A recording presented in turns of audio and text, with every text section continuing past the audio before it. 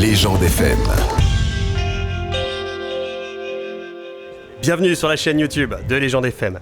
Depuis 2 ans, l'Office du tourisme des Abers et la municipalité de Plouguerneau accueillent les touristes en plein air le lundi à 18h au bourg de Plouguerneau. Goulorande Carvela propose des mini-conférences sur différents thèmes qui permettent aux estivants de mieux connaître la région des Abers. Lundi dernier, le thème choisi était la toponymie ou l'origine des noms des lieux. Un vaste programme. L'accueil des touristes, en principe, se fait tous les lundis soirs. L'année dernière, on faisait une initiation à la danse.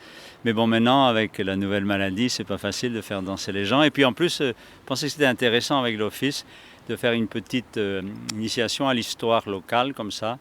La première fois, on avait fait sur la préhistoire de Plouguerneau et de sa région. J'essaie de déborder quand même pour ne pas être trop chauvin. Quand même.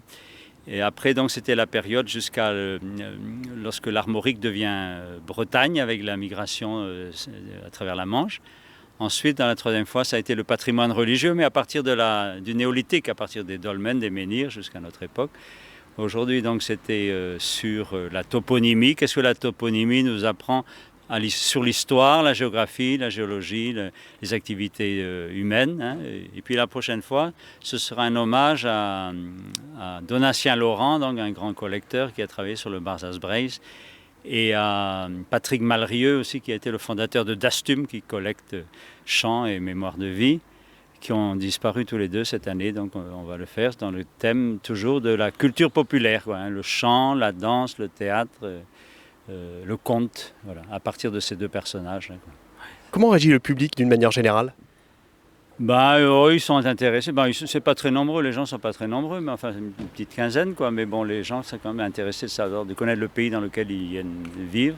Et ils sont aujourd'hui en particulier intrigués, bien sûr, beaucoup par les toponymes, les noms de lieux qui sont pratiquement tous en breton. Donc effectivement, on a l'impression d'arriver dans un pays étranger pour beaucoup de gens. Et puis beaucoup s'intéressent aussi. Puis il y a beaucoup de gens qui reviennent au pays aussi, qui sont d'ici et qui reviennent, je vois, passer quelque temps là ou bien s'installer définitivement et qui veulent en connaître un peu plus, quoi. La mairie a fait donc de très belles cartes depuis quelque temps là, qui ont été mises sur l'ensemble de Plouguerneau. La carte de la commune, des gros bourgs, Plouguerneau et Lilia en grand, et avec la nouvelle graphie et la nouvelle toponymie. En fait, il y a eu un travail de fait depuis plusieurs années pour conserver les noms de lieux et les écrire dans une graphie correcte.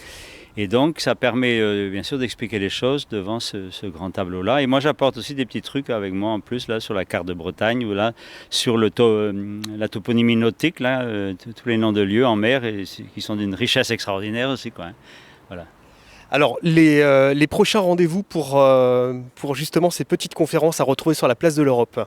Oui, alors donc, ce sera le lundi 17 et 7, 24. Lundi 24 à 18h, et donc là on parlera, j'emmènerai un appareil avec moi pour écouter un peu la musique aussi, parce que Donatien Laurent donc, a été un grand collecteur, musicien lui-même, mais il a fait découvrir aussi les Sœurs Guadec, et il a aussi travaillé sur le recueil Le Barsas-Breis pour montrer que ce n'était pas un faux, que vraiment il y a eu un vrai collectage au 19e siècle de la ville marquée. Bon, et puis aussi Patrick Malrieux qui est décédé l'année dernière et qui avait fondé Dastum, auquel on a participé beaucoup à Plouguerneau et à Vrobagan, en faisant du collectage de chants et de contes et de mémoire de vie dans le pays, quoi. Et vraiment, ce sont des choses qui sont très importantes dans la culture populaire bretonne, quoi.